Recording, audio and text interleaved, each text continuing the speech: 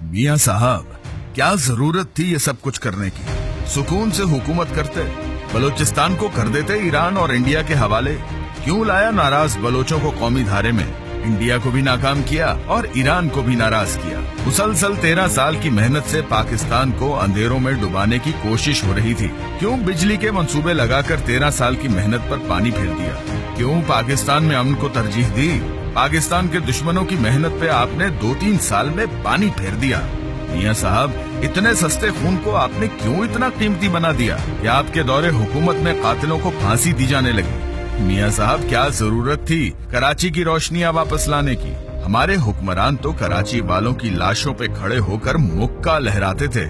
आपने क्यों ललकारा मासूम शहरियों के कातिलों को?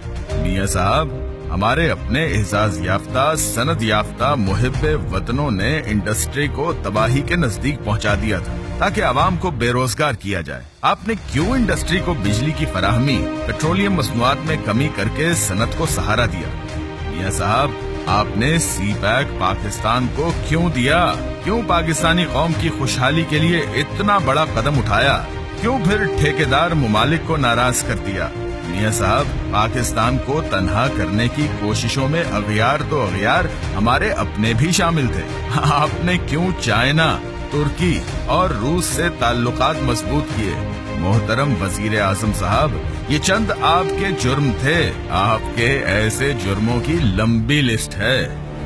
आप फरिश्तों जैसी हुक्मरानी करते, एनआरओ करवाते, 8000 लोगों के केस खत्म करते, कातिलों को भी माफ करते, कौम का खजाना लूटने वालों के लिए भी आम मुआफी का ऐलान करते, पाकिस्तानियों के सर फख्र से बुलंद हो जाते, और सबसे अहम बात, आप मुअज़्ज़ज़ जज साहिबान को इज्जत न देते बल्कि 3 नवंबर का इक़दाम करके जजों को सड़कों पे जलील करते।